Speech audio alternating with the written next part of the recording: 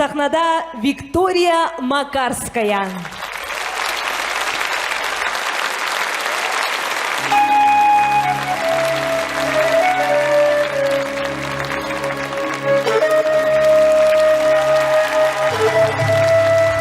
Добрый вечер. Потрясающие музыканты рождаются на этой святой земле, в Алма-Ате.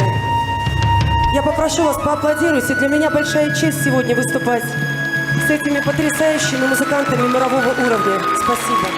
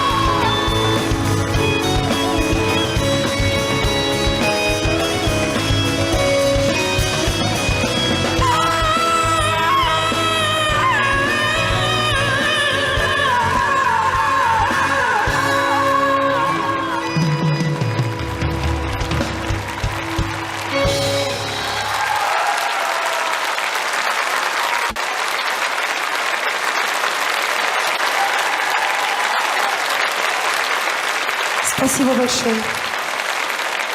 Для меня очень волнительно было сегодня петь здесь, на родном языке Мурата Насырова, на уйгурском языке.